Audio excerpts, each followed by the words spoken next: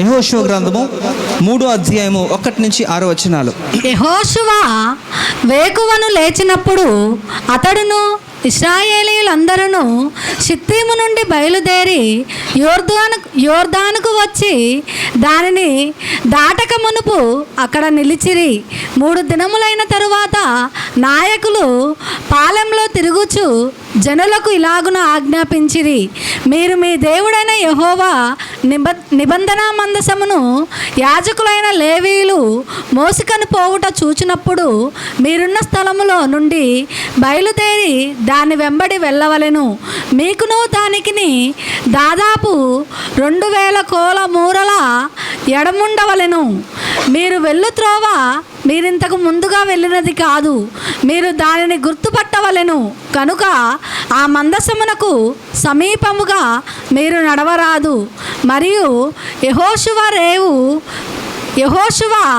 రేపు యెహోవా మీ మధ్య అద్భుత కార్యములను చేయును కనుక మిమ్మును మీరు పరిశుద్ధపరచుకొనుడని జనులకు ఆజ్ఞ ఇచ్చెను. మీరు నిబంధన మందసమును ఎత్తుకొని ప్రజల ముందర నడువుడని యాజకులకు అతడు సెలవీయగా వారు నిబంధన మందసమును ఎత్తుకొని ప్రజల ముందర నడిచిరి. హల్లెలూయా. మరి మనకందరికీ తెలుసు కదండి, మరి యెహోషువ చక్కటి ఒక నాయకుడు. మరి మోషే తర్వాత ఒక ఉన్నతంగా అన్ని రీతిలో కూడా మరి అర్హుడు ఈ యొక్క యెహోషువ. మనకి మొదటి 5 పుస్తకాలు కూడా మరి ధర్మశాస్త్రానికి సంబంధించినవి అనేక విషయాలు బయలుపరచబడి మోషే ద్వారా మరి రాయబడితే, మరి యెహోషువ నుంచి ఎస్తేరు వరకు కూడా మరి చరిత్ర గ్రంథాలుగా అభివర్ణించబడ్డాయి బైబిల్ గ్రంథంలో. ఈ యొక్క 12 కూడా ఎక్కడి నుంచి యెహోషువ నుంచి ఎస్తేరు వరకు కూడా ఈ యొక్క మధ్యలో అంటే ఈ యొక్క 5 పుస్తకాలకి తర్వాత నెక్స్ట్ ఉన్న 12 పుస్తకాలకి ఒక నిచ్చెనగా వారధిగా ఈ యెహోషువ గ్రంథం ఉంటుంది. కనుక మీరు అర్థం చేసుకోవాల్సింది ఏంటంటే యెహోషువ ద్వారా దేవుడు జరిగించిన ఒక గొప్ప కార్యములు ఎన్నో ఉన్నాయి. ఇందులో ప్రధానమైన విషయాలు మనం గమనిస్తే, పాత నిబంధనని ఎవరు కూడా అవగాహన చేసుకోకపోతే వారికి కన్ఫ్యూజనే ఉంటుంది. అందరూ కూడా సాధారణంగా నూతనంగా ప్రభువులోకి వచ్చిన వారు ఈ యొక్క నూతన నిబంధన గ్రంథం చదవడానికి ఇష్టపడతారు, సులువుగా అర్థమవుతుంది అనుకుంటారు. అది కరెక్ట్ అయినప్పటికీ కూడా పాతది లేకుండా కొత్తది లేదు, చరిత్ర లేకుండా ఇంకా వాస్తవికంగా మనం రాము. కనుక అది మనం అర్థం చేసుకోవాలి. కనుక యెహోషువ మనకి తెలియజేస్తున్న అతి ప్రాముఖ్యమైన విషయాలు అంటే ఇక్కడ చూడండి, మనందరం కూడా ఇంత భక్తి ఎందుకు చేయాలంటే మనము ఒక నిరీక్షణ ఉంది, మనకు ఒక నిశ్చయత ఉంది. ఏంటంటే ఒక దినాన్ని మనందరం కూడా నిత్యరాజ్యంలోకి వెళ్ళాలి అనేది. అవునా కదా? Yes or no? మీరు త్వరగా సమాధానం చెప్తే నేను కూడా ముందుకు వెళ్ళిపోతాను.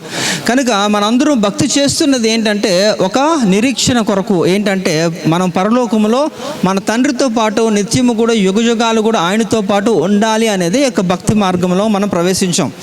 అయితే దేవుని యొక్క ఉద్దేశము, ఆకాంక్ష, ఆశ కూడా అదేనప్పటికీ కూడా పరలోక రాజ్యంలో ప్రవేశించడం కొరకు మనము చేయలేని అంటే ఏమీ లేదు. అన్నీ కూడా మనము అన్ని మార్గాలు వెతుకుతూ ఉంటాం అన్నీ కూడా. అయితే ఆ మార్గాలు సరైనవా కావా, తద్వారా మనం వెళ్ళడానికి అవకాశం ఉండి మనకు ఒక నిశ్చయత ఉంటుందా లేదా అనేది మనం పరిశీలన చేసుకోవాలి. ఇన్ని మార్గాలు కూడా పరిశీలించి అన్వేషించినప్పటికీ కూడా పరలోక ప్రవేశం లేకపోతే ఎంత దుర్భరమో ఒకసారి ఆలోచించండి. అంతే కదండి? మనం ఇంత భక్తి చేసి కూడా మనం పరలోకానికి వెళ్ళట్లేదు అని మనకు కానీ తెలిసిపోయింది అనుకోండి, అది ఎంత వర్ణాతీతం అన్నమాట. అంటే చాలా ఇబ్బందిగా ఉంటుంది, వేస్ట్. అలాంటప్పుడు ఇక్కడ నువ్వు ఎంజాయ్ చేయలేకపోతున్నావు, అక్కడ కూడా నువ్వు ఎంజాయ్ చేయలేని పరిస్థితులు ఉంటున్నప్పుడు ఏంటి ఉపయోగం? కనుక మనం అర్థం చేసుకోవాలి. కనుక మీరు అర్థం చేసుకుంటే జనరల్గా సేవకు సమాధి అయితే ఉండదు, సేవకునికి సమాధి ఉంటుందేమో కానీ సేవకు సమాధి ఉండదు కదండి.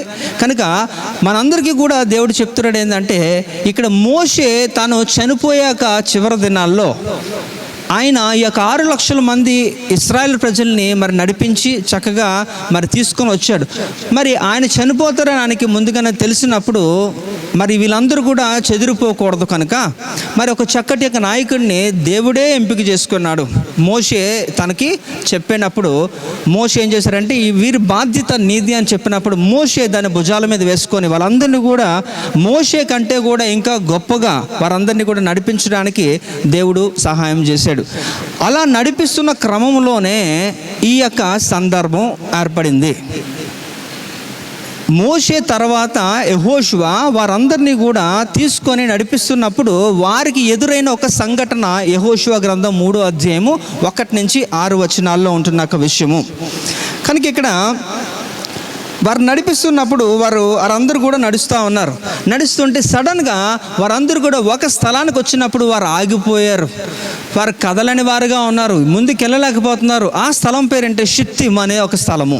షిత్తీం అనే ఒక స్థలం దగ్గర వారు ఏం చేశారట, ఇశ్రాయేల్ ప్రజలందరూ కూడా యెహోషువతో పాటు వారు కూడా అక్కడే ఉండిపోయారు. అయితే ఈ యొక్క షిత్తీం అనే ఒక స్థలానికి వచ్చిన తర్వాత వెళ్ళలేకపోతున్నారు. ఎందుకు వెళ్ళలేకపోతున్నారంటే అవతల వైపు ఏముందంటే ఆ స్థలానికి అవతల వైపు యోర్దాను నది ఉంది. యోర్దాన్ అనండి గట్టిగా, రైట్. యోర్దాన్ గురించి మీకు ఏం తెలుసు? యోర్దాన్ అనే ఒక నది వారికి అడ్డం వచ్చినప్పుడు వారు దాన్ని దాటలేకుండా ఉన్నారు. వాస్తవంగా చెప్పాలంటే ఇప్పుడు మన పరిస్థితి కూడా ఈ యొక్క షిత్తీము అనే ఒక స్థలం లాంటిదే. ఇప్పుడు మనం ఉంటున్నది కూడా షిత్తీం అనే స్థలం లాంటిదే. షిత్తీం అనేది ఏంటంటే లోకానికి సూచన. చూడండి, మీరు ఎప్పుడన్నా గమనించండి, మీరు హైవేలో వెళ్తున్నప్పుడు లేకపోతే అట్లా లాంగ్ రైడ్స్ వెళ్తున్నప్పుడు మీరు ఖాళీ స్థలాల్లో చూస్తున్నప్పుడు అక్కడ విపరీతంగా ఒక చెట్లు ఉంటాయి, తుమ్మ చెట్లు ఎక్కువగా ఉంటాయి, వాటి స్థలాన్ని అంతా కూడా ఆక్రమించుకొని ఉంటాయి. సో ఇప్పుడు కూడా ఈ షిత్తీం అనే స్థలం దగ్గర వారందరూ కూడా ఆగిపోయారు. ఎందుకంటే యోర్దాన్ నది మధ్యలో ఉంది. అవతల వైపు ఏముందట, వారికి దేవుడు చూపించిన కానాను అనే ఒక స్థలం ఉంది. అంటే వీరందరూ కూడా ఆ దేవుడు చూపించిన ఆ స్థలానికి చేరుకోవాలంటే ఈ యోర్దాన్ నదిని వారు దాటి అవతలకు వెళ్ళాలి. అయితే దానక యోర్దాన్ నది గురించి కూడా మనం మాట్లాడితే వాస్తవంగా అది పెద్ద నది ఏమీ కాదు.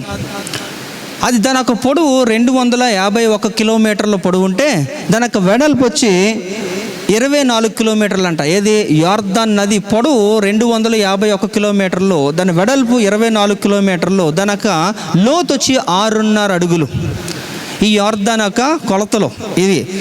అంటే సాధారణంగా దాన్ని దాటుకుని వెళ్ళిపోవడం ఈజీయే, కానీ అది హార్వెస్ట్ సీజన్లో అంటే కోత కాలంలో అది ఎలా ఉంటుందంటే 100 రెట్లు అది ఉధృతంగా ప్రవహిస్తుందట.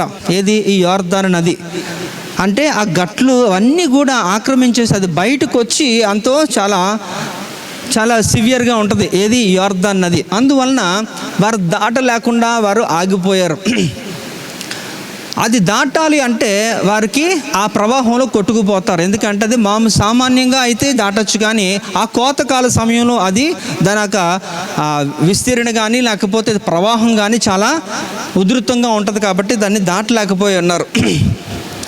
సో ఇక్కడ మనం ఆలోచిద్దాం. ఇక్కడ దేవుడు చూపిస్తున్న స్థలంలో సమృద్ధి ఉంటుంది కదా, ఆశీర్వాదం ఉంటుంది, అతి ముఖ్యంగా దేవుని యొక్క సన్నిధి ఉంటుంది. హల్లెలూయా. అందుకనే ఈ యొక్క కానాన్ని దేవర్ ఆల్సో సింబలైజెస్. ఎట్లా అంటే కానాన్ని ఎలా అంటే పరమ కానాను అని కూడా పిలుస్తారు. అంటే అది పరలోకం అనేది కూడా మనం మాట్లాడతారు. అంటే దేవుడు చూపించిన స్థలము, దేవుడు ఏర్పరిచినది, దేవుని యొక్క ఉద్దేశము, దేవుని యొక్క సమృద్ధి, దేవుని యొక్క సన్నిధి ఆ స్థలంలో ఉంటుంది. కాబట్టి ఆ స్థలానికి ప్రతి ఒక్కరూ వెళ్ళాలనేది దేవుని యొక్క ఉద్దేశము. అయితే ఈ యొక్క యెహోషువ కూడా ఈ ప్రజలందరినీ కూడా జాగ్రత్తగా ఆ స్థలాన్ని దాటించి మరి దేవుడు చూపించిన వాగ్దాన దేశంలోకి ప్రవేశింపచేయాలి. కానీ మధ్యలో వస్తున్నది ఈ యొక్క యోర్దాను. అయితే ఈ యోర్దానును దాటాలి. ఈ యోర్దాన్ని దాటాలంటే మనకి ఆ యోర్దానే మనకి ఏమి ఇవ్వాలట, దారి చేయాలి. అది దారి చేస్తే మనం అందరం కూడా అందులోంచి మనం వెళ్ళిపోతూ ఉంటాం. ఇప్పుడు యోర్దాన్ అనేది మనకు ఉంటున్న ఆటంకాలు ఏవైతే మనం అనుభవిస్తున్నాం మన జీవితంలో, మనకు ఆధ్యాత్మిక జీవితానికి ఆటంక బండగా ఉంటున్నవన్నీ కూడా యోర్దానులే. అయితే అది it might different from person to person. అంటే ప్రతి వ్యక్తి దగ్గర నుంచి కూడా అందరికీ ఒకలాంటి సమస్య ఉండదు. ఎదగకపోవడానికి కానీ, మనము దేవుడు చూపిస్తున్న స్థలానికి వెళ్ళడానికి కానీ అనేక ఆటంకములు ఉంటాయి. అందరికీ ఒకలాంటి ఉండదు. నీకు వేరే ఉంటుంది, నాకు వేరే ఉంటుంది. అందరికీ కూడా డిఫరెంట్ సమస్యలు ఉంటాయి. అయితే వాటన్నిటి కూడా మనం ఏం చేయాలట, అవి దాటడానికి ప్రభు ఒక సహాయము తీసుకోవాలి. సో దేవుడు చెప్తున్నాడు, ఈ యొక్క యోర్దాను దాటడానికి దేవుడు ఏం చెప్పాడు, కొన్ని నియమాలు, కొన్ని రూల్స్ ఇచ్చాడు. కొన్ని నియమాలు ఉన్నాయి. ఆ నియమాలు కానీ మనం పాటించగలిగితే మనం సురక్షితంగా దేవుడు చూపించిన స్థలానికి మనందరం కూడా సునాయాసంగా మనం దాటి వెళ్ళిపోతాము. ఈరోజు ఆ నియమాల గురించి మనము చూద్దాం. ఆ నియమాలన్నీ కూడా మన వాక్య భాగంలోనే, ఈ 6 వచనాల్లోనే అందులోనే పొందుపరిచాడు. అవేంటో మనం పరిశీలన చేయాలి. మొట్టమొదటిగా గుర్తుపెట్టుకోవాలి, మనందరూ కూడా ఏ స్థితిలో, ఏ పరిస్థితిలో ఉన్నామో. మరి ఇక రిజరెక్టెడ్ క్రైస్ట్ మినిస్ట్రీస్ అనేది ఈ కృష్ణలంకలో మరి ఇన్ని సంవత్సరాలుగా మీరు మీ యొక్క భక్తి జీవితాన్ని కొనసాగిస్తున్నప్పుడు, అయినప్పటికీ కూడా దేవుడు ఒక ఉద్దేశం మీ జీవితంలో నెరవేర్చబడకపోవడానికి కారణాలు ఈ యోర్దానులు కనుక, వాటిని దాటే క్రమంలో మనం వచ్చాం కనుక వాటి ఏమిటో అనేది పరిశీలన చేద్దాం. మొట్టమొదటిగా యెహోషువ గ్రంథం 3వ అధ్యాయము 3వ వచనాన్ని చదవండి. మీరు మీ దేవుడైన యెహోవా నిబంధన మందసమును యాజకులైన లేవీయులు మోసుకొని పోవుట చూచినప్పుడు మీరున్న స్థలంలో నుండి బయలుదేరి దాని వెంబడి వెళ్ళవలెను. రైట్. ఫస్ట్ చూడండి, అంటే చూడడానికి ఎలా ఉంది, చాలా చిన్న కాలువలా ఉంది కదా. ఇప్పుడు మనకి విజయవాడ అంతా కూడా ఇలాంటి కాలువలు ఎక్కువ కదా, కనుక అలా ఉంది. కానీ ఇది కోత కాలానికి వచ్చినప్పుడు ఎట్లా ఉంటుందంటే ఇలాగా విస్తీర్ణ పెరిగిపోతుంది. దానికి ప్రవాహం కూడా చాలా ఎక్కువ ఉంటుంది. చిన్నదే కానీ బట్ దాన్ని దాటడం అనేది చాలా కష్టతరమే ఆ కాలంలో, అంటే ఆ హార్వెస్ట్ సీజన్లో, కోత కాలంలో. దానికి ఐ థింక్ వ్యాలీ బిఫోర్. ఇప్పుడు ఇది ప్రజెంట్ ఇది షిత్తీము అనే స్థలం దగ్గర నుంచి వ్యాలీ అనమాట. ఆ లోయ ఆ యోర్దానికి ఒక లోయ అనమాట. ఈ స్థలం నుంచి అనమాట 2 కొండల మధ్యలో నుంచి అది పారుతూ ఉంటుంది యోర్దాన్. ఇప్పుడు ఎక్కడ ఉంది యోర్దాన్ అంటే యోర్దాన్లోనే ఉంది. యోర్దాన్ ఎక్కడ ఉంది? ఇస్రాయేల్ దేశంలో ఉంది. ప్రజెంట్ పిక్స్ ఇవి. ఓకే. సో ఇప్పుడు 5 నియమాలు మనం కానీ పాటించగలిగితే, ఇప్పుడు యెహోషువ గ్రంథం 3వ అధ్యాయము 3వ వచనంలో మనం చదివాం కదా, ఒకసారి అది చూపి ఇక్కడ చూడండి. మీరు మీ దేవుడైన యెహోవా నిబంధన మందసమును యాజకులైన లేవీయులు మోసుకొని పోవుట చూచినప్పుడు మీరున్న స్థలములో నుండి బయలుదేరి దానిని వెంబడింపవలెను. అంటే ఇక్కడ దేవుడైన యెహోవా నిబంధన మందసం, అదే అంటున్నాను. ఇది మీరు పాత నిబంధనలో ఇవన్నీ కూడా ఓల్డ్ టెస్టమెంట్ రిలేటెడ్ కాబట్టి ఇవి తెలుసుకుంటే ఈజీగా అర్థమైపోతుంది. సో నిబంధన మందసాన్ని ఎవరు తీసుకోవాలట? యాజకులు అనబడిన వారు మోసుకొని పోవట చూచినప్పుడు మీరున్న స్థలములో నుండి బయలుదేరినప్పుడు దాన్ని వెంబడింపవలను అనేది అక్కడ ఒక రూల్ పెట్టారు. నిబంధన మందసాన్ని లేవీలే ఎందుకు? 12 గోత్రాల్లో లేవీ గోత్రం కూడా ఒకటి కదా, 4వ గోత్రం అది. మరి ఇక 12 గోత్రాల్లో అర్హత సంపాదించుకున్న వారు లేవీలే. అంటే ఈ లేవీలు మాత్రమే దేవుని యొక్క పని చేయడానికి అర్హులు. వారే యాజకత్వము చేయాలి, దేవుని పనిని చేయాలి. లెవైట్స్ అంటే ప్రజెంట్ ఇప్పుడు ఎవరైతే పరిచర్య చేస్తున్నారో, మరి యొక్క దేవుని యొక్క సేవకులుగా కొనసాగుతున్నారో వారందరికీ కూడా ఇది వర్తిస్తుంది అన్నమాట. అంటే ఎవరు పడితే వారు చేయడానికి లేదు, కానీ ఎంపిక చేయబడిన వారు మాత్రమే అర్హత వారికి ఉంటుంది. కనుక ఈ యొక్క నిబంధన మందసాన్ని యాజకులైన వారు ఏంటట, లేవీలు ఏం చేయాలట? ఎత్తుకొని పోవాలట. అయితే దానికంటే ముందు మనం తెలుసుకోవాల్సిన విషయం ఏంటంటే, ఇక్కడ చూద్దాం ఇంతకీ ఈ నిబంధన మందసం అంటే ఏంటి. ఎందుకంటే అదే కదా తీసుకుని వెళ్ళమంటున్నాడు. ఆ నిబంధన మందసం అంటే ఏంటంటే, అసలు ఈ నిబంధన మందసంలో ఇదిగోండి, ఇది నిబంధన మందసం. చూసారా ఎంతకుముందు ఎప్పుడైనా చూసారా లేదా? మనమే వాక్యంలో చెప్పుకున్నప్పుడు మన పిక్చర్స్ వేసి ఉంటాం. సో ఇక్కడ నిబంధన మందసం చూడండి, అక్కడ 2 కెరూబులు. ఆ కెరూబులు ఆ నిబంధన మందసంలో ఉంటాయి, ఈ అడ్డకర్రలో. ఇంకా ఈ నిబంధన మందసం లోపల 3 ప్రత్యేకమైన వస్తువులు కూడా ఉంటాయి. అవేంటో మరి యవనస్తులకు తెలిసే ఉండొచ్చు, ఎందుకంటే వారికి తెలియజేయబడ్డాయి. ఆ నిబంధన మందసంలో ఏముంటాయట? అహరోను చేతికర్ర ఉంటుందట, ఇంకా మరుగైన మన్నా ఉంటుందంట. ఇగోండి, ఇక 10 ఆజ్ఞలు కలిగిన 2 రాతి పలకలు కూడా ఈ నిబంధన మందసంలో ఉంటాయి. ఇప్పుడు కూడా నిబంధన మందసం కనబడట్లేదు, ఎక్కడ ఉంది అనేసి అంటే చాలామంది అంటారు పరలోకంలో ఉంది అంటారు. మరి మనకు తెలియదు, కానీ నేను అనుకుంటున్నాను ఈ యొక్క డోమ్ ఆఫ్ రాక్ ఏదైతే ఉందో ప్రజెంట్, దాని కింద ఉందని కొంతమంది శాస్త్రవేత్తలు చెప్తున్నారు. ఇంకా మనకి కొన్ని ఆధారాలు అయితే రావాల్సి ఉంది కనుక, అయితే ఆ నిబంధన మందసం ఎక్కడైతే ఉంటుందో ఆ స్థలం అంతా కూడా దేవుని యొక్క కాపుదల్లో ఉంటుందని ఎవడు ముట్టలేడు. కనుక అది ఇశ్రాయేల్ దేశంలోనే ఉంది కాబట్టి ఇశ్రాయేల్ దేశాన్ని ఈ రోజుకి కూడా ఎవడు ఏం చేయలేకపోతున్నాడు, అది గుర్తుపెట్టుకోండి. సో ఇక్కడ చూడండి, అందులో ప్రధానమైన 3 వస్తువులు ఏంటట? అహరోను చేతికర్ర, అది చిగురించినది, అలాగే 2 రాతి పలకలు, అలాగే మరుగైన మన్నా పాత్ర అది. సో ఇప్పుడు ఈ యొక్క 3 కూడా ఈ నిబంధన మందసంలో, ఇప్పుడు ఇవన్నీ కూడా అసలు ఏంటి గుర్తుపెట్టుకుంటే, ఇవన్నీ కూడా పాత నిబంధన భక్తులకి సంబంధించినవి, వారికి చెబుతున్నది. సరే, ఇవన్నీ బాగున్నాయి, కానీ వాటి గురించి మనము తెలుసుకొని ఏంటి ప్రయోజనము? అదంతా కూడా వాలి కదా, క్రీస్తు పూర్వం వారికి కదా ఇదంతా కూడా.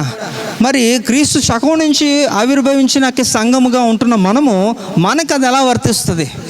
ఆ లింక్ మనకి కంపారిజన్ తెలిస్తే అప్పుడు ఆ రూల్ నెంబర్ 1 మనం అప్లికేబుల్ అవుతుంది అనమాట. అంటే అది మనకి వర్తిస్తుంది, మనకు ఉపయోగపడుతుంది.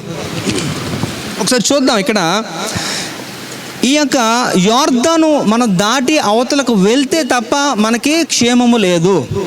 కనుక దేవుని రాజ్యంలో ప్రవేశిస్తే తప్ప మనిషికి ఇంక మోక్షము లేదు.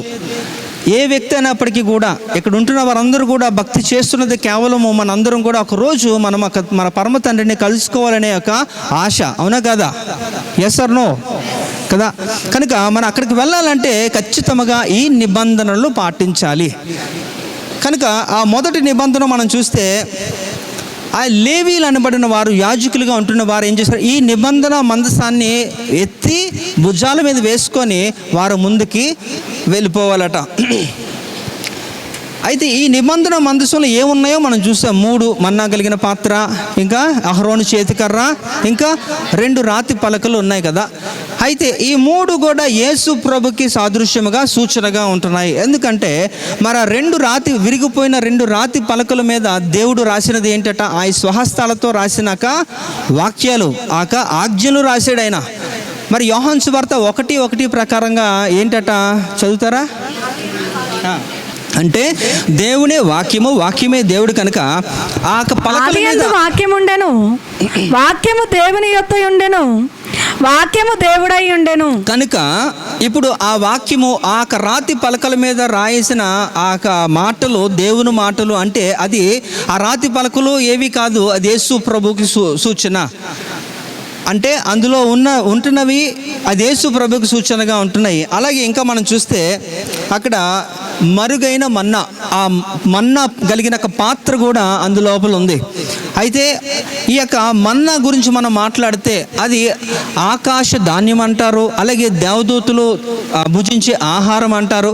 ఆ ఆహారంతోనే 40 సంవత్సరాలు మరి ఆ పూర్వీకులైన ఇశ్రాయేల్ ప్రజల దేవుడు పోషించాడు కదా, వారు తిన్నారు కూడా. అయితే ఇక్కడ యేసు ప్రభు వారు చెప్తున్నారు, యోహాను సువార్త 6వ అధ్యాయము 49 నుంచి 56 వచనాల్లో చూస్తే, జీవాహారం, పరలోకము నుండి దిగి వచ్చిన మన్నా నేనే కదా, నేనే జీవాహారము.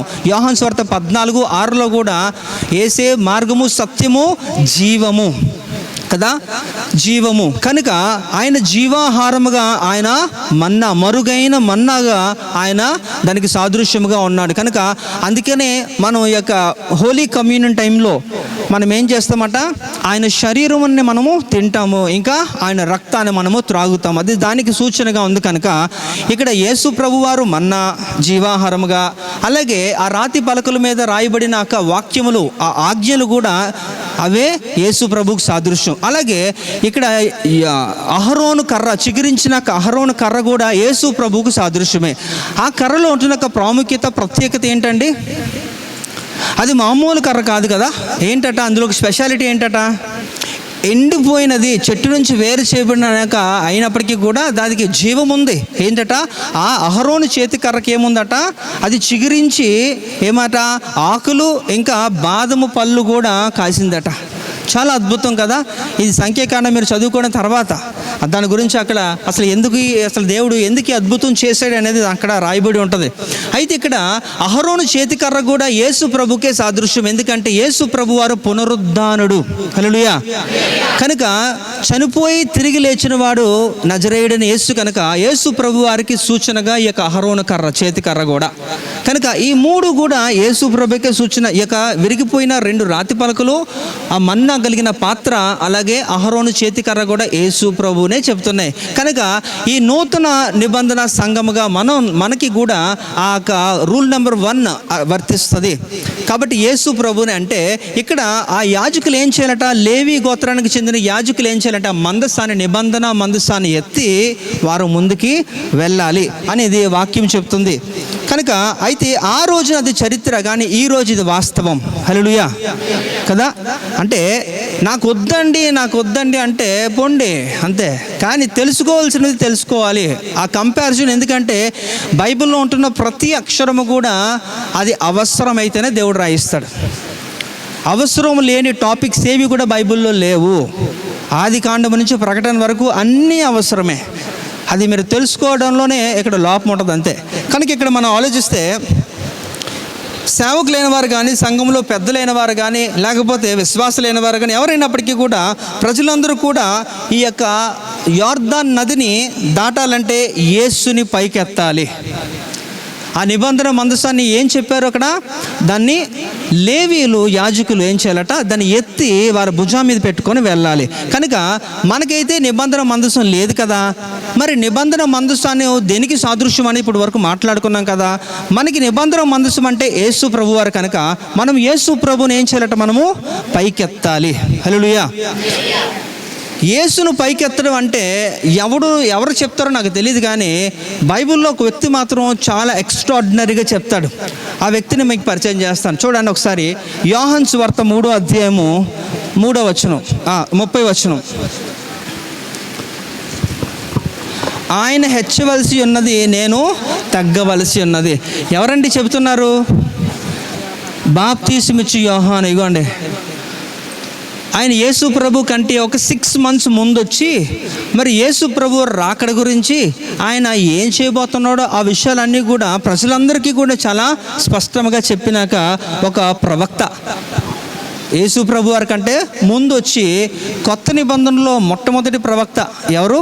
బాప్తీసమిచ్చు యోహాను. ఆయన చెబుతున్న మాట ఏంటట, ఆయన హెచ్చించవలసి ఉన్నది, నేను.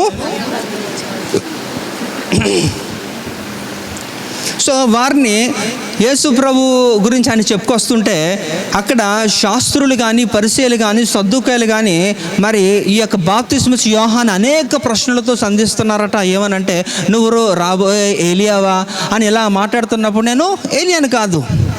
ఆయన అడుగున మాట అన్నిటికీ కూడా సమాధానం ఆయన చెప్పుకొస్తున్నాడు. పైపెచ్చు ఒక్క మాట అంటాడు, అదేంటో చూద్దాం ఒకసారి. యోహాను సువార్త 1వ అధ్యాయము 23వ వచనం. అందుకతడు ప్రవక్త అయిన యెషయా చెప్పినట్టు, నేను ప్రభువు త్రోవ సరళము చేయుడి అని అరణ్యంలో ఎలుగెత్తి చెప్పు ఒకని శబ్దము అని చెప్పాను. హల్లెలూయా. ఇక్కడ మీరు గమనించండి, వారు అన్ని ప్రశ్నలు అడుగుతున్నప్పుడు ఆయన చెప్పిన సమాధానం ఏంటంటే ఇది ఏంటట, కేక వేయి ఒకని శబ్దం అట. హల్లెలూయా. కేక వేయని ఒకని శబ్దము. నేను మళ్ళీ చెప్తున్నాను, చాలా జాగ్రత్తగా వినండి, ఎందుకంటే ఈ యొక్క నిబంధనలు చాలా అవసరం.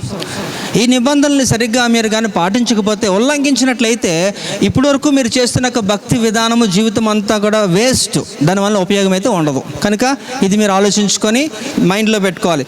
కనుక ఈ రూల్ నెంబర్ 1 ఏంటంటే, ఆయన చెప్పిన రీతిలో ఆయన హెచ్చించవలసి ఉన్నది, నేను తగ్గించవలసి ఉన్నది, నేను తగ్గవలసి ఉన్నది అని ఇది మొదటి యొక్క రూల్ అన్నమాట. ఈ యొక్క మొదటి నిబంధన.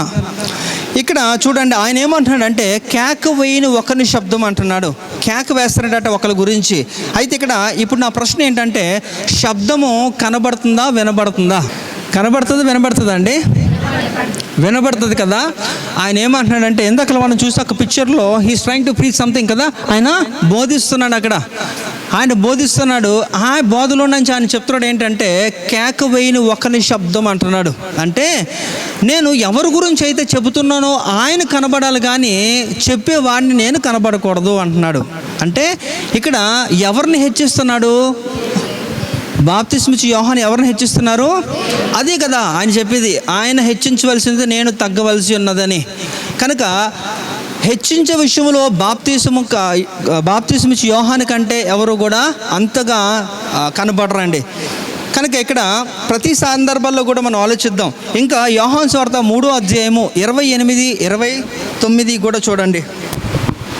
నేను క్రీస్తును కాననియు ఆయన కంటే ముందుగా పంపబడిన వాడనే అని చెప్పినట్టు మీరే నాకు సాక్షులు. పెండ్లి కుమార్తె గలవాడు పెండ్లి కుమారుడు అయితే నిలవబడి పెండ్లి కుమారుని స్వరము వినేడి స్నేహితుడు ఆ పెండ్లి కుమారుని స్వరము విని మిక్కిలి సంతోషించును. ఈ నా సంతోషము పరిపూర్ణమై ఉన్నది. హల్లెలూయా. ఇక్కడ చూడండి, ఆయన ఏ విధంగా హెచ్చిస్తున్నాడంటే, మొట్టమొదటిగా కేక వేయని ఒకని శబ్దం అని చెప్తున్నాడు. అంటే నేను ఎవరి గురించి చెప్తున్నానో ఆయన మీకు కనబడాలి. చెప్పాక నా స్వరము నేను కనబడకూడదు, అది కేవలం మీకు వినబడాలి అనేది చెప్పాడు. రెండో ఒక సందర్భంలో చూస్తే, నేను పెండ్లి కుమారుని యొక్క స్నేహితుడును అని పరిచయం చేసుకుంటున్నాడు. అంటే ఇక్కడ యేసు ప్రభు వారు పెండ్లి కుమారుడు, మనము వధువు సంఘముగా మనము సిద్ధపడాలి ఆయన రాకడలో కదా. ఇది కదా ఈ యొక్క కంపారిజను మనం చాలా విన్నాం. అయితే ఇక్కడ యేసు ప్రభు వారు వచ్చే టైంకి మనందరం కూడా సిద్ధపడాలి. ఇప్పుడు వాస్తవంగా ఆలోచించండి. ఇప్పుడు మీరు చాలా పెళ్ళిళ్ళకి వెళ్తూ ఉంటారు కదా. మరి పెళ్ళిళ్ళకి వెళ్తున్నప్పుడు మీ అటెన్షన్ ఎవరి మీద ఉంటుంది? పెండ్లి కుమారుడి మీద ఉంటుంది, అవునా? లేకపోతే పెళ్ళి కూతురు అయితే వారి మీద ఉంటుంది. అంటే అక్కడ హైలైట్ ఏంటి? ఇక్కడ ఇద్దరే కదా, అవునా కదా? మీకు ఇన్విటేషన్ ఇచ్చి మిమ్మల్ని పిలిస్తే మీరు వెళ్ళేది దేనికి వెళ్తారు? వెనకాతలు చెప్తున్నారు మేము భోజనానికి వెళ్తాం అంటున్నారు ఆయన. మరి నాకు తెలియదు, అది మీ వ్యక్తిగతం. కనుక కానీ మన ఫోకస్ అంతా కూడా ఎక్కడ ఉండాలట? పెండ్లి కుమారుడి మీద ఉండాలి. అయితే ఎవరన్నా పెళ్ళికి వెళ్తే అక్కడే ఉంటుంది ఫోకస్ అంతా కనుక. కానీ అక్కడ స్నేహితుల వేరు మీదకి వెళ్ళి స్నేహితుల్ని పలకరించి వారితో టైం స్పెండ్ చేసి ఇవన్నీ కూడా కాదు.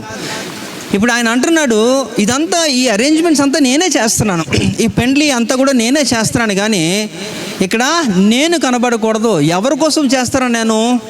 ఆ పెండ్లి కుమారుడు హైలైట్ అవ్వాలి. కాబట్టి అందుకే అంటున్నాడు, నేను పెండ్లి కుమారుని యొక్క స్నేహితుడును అని ఆయన కంపేర్ చేసుకుంటున్నాడు. ఎవరు?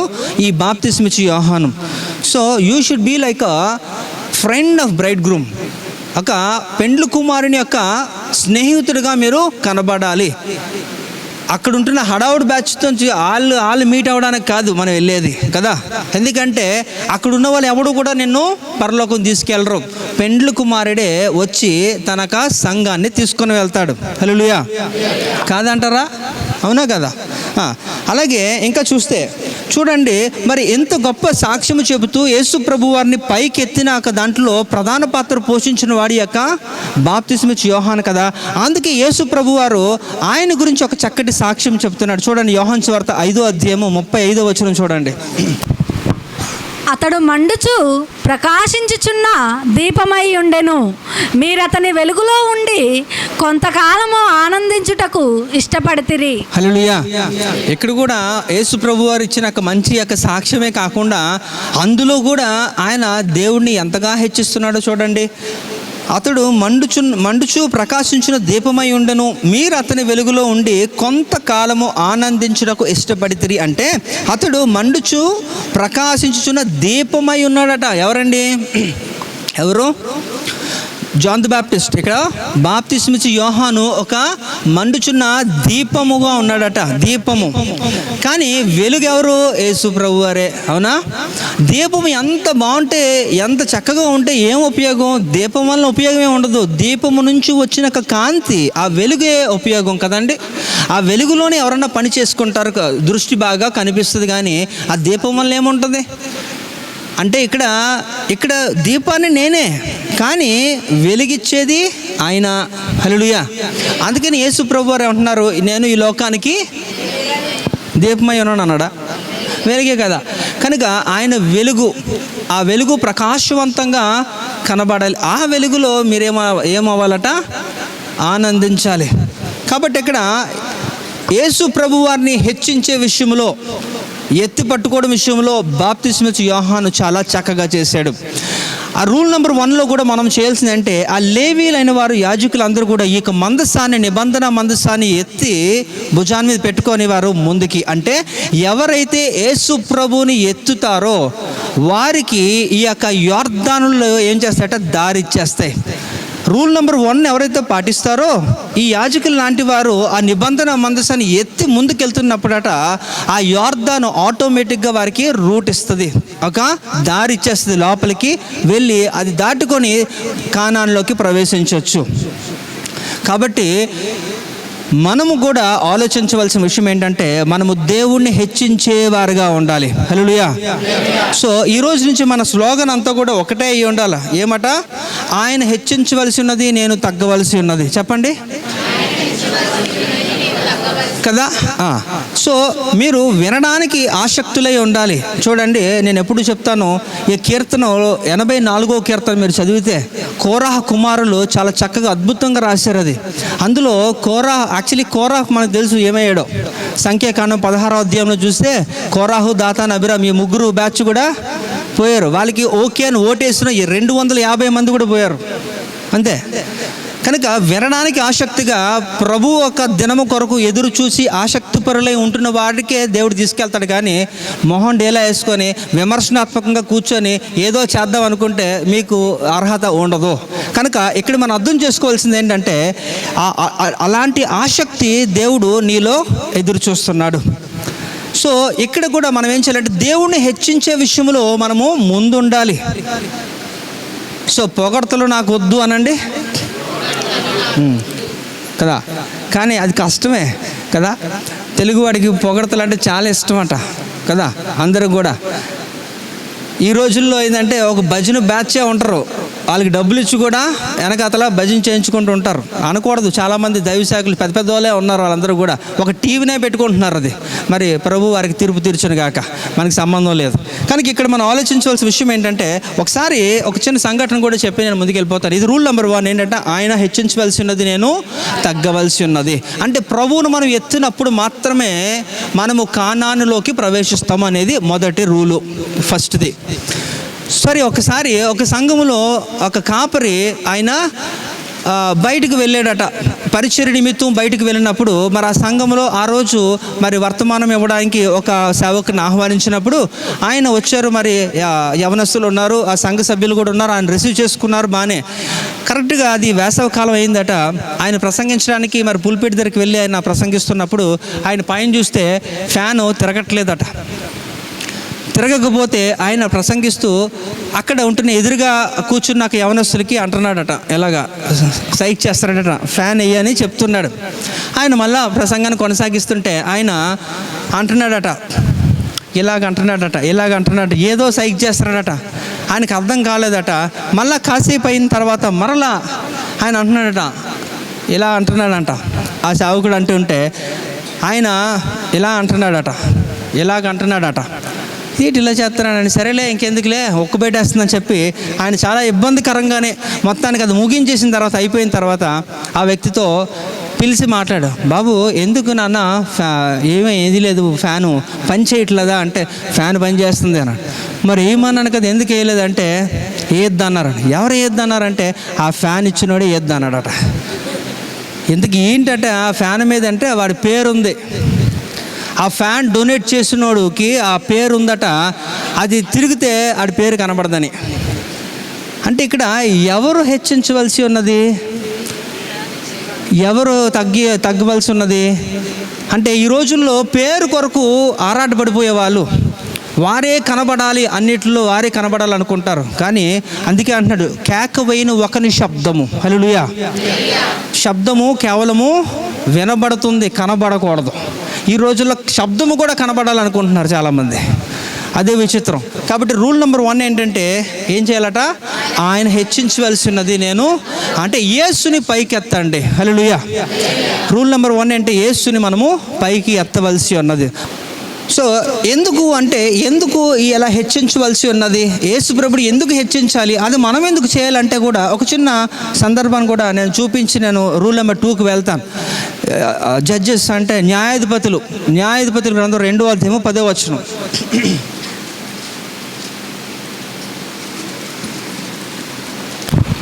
ఆ తరము వారందరూ తమ పితరుల యొద్దకు చేర్చబడిరి. వారి తరువాత యెహోవానైనను ఆయన ఇశ్రాయేలీయుల కొరకు చేసిన కార్యములనైనను ఎరగనై తరమొకటి పుట్టగా.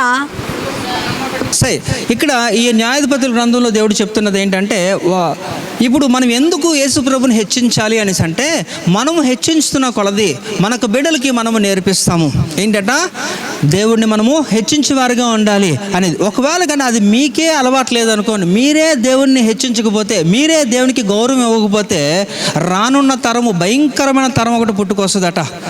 వారికి అసలు ఏమీ తెలియదు, అసలు యేసుని ఎరగని వారుగా ఉంటారట. యేసుని ఎరగని వారుగా ఉంటే యేసుని ఎలా గౌరవిస్తారు, ఎలా హెచ్చిస్తారు?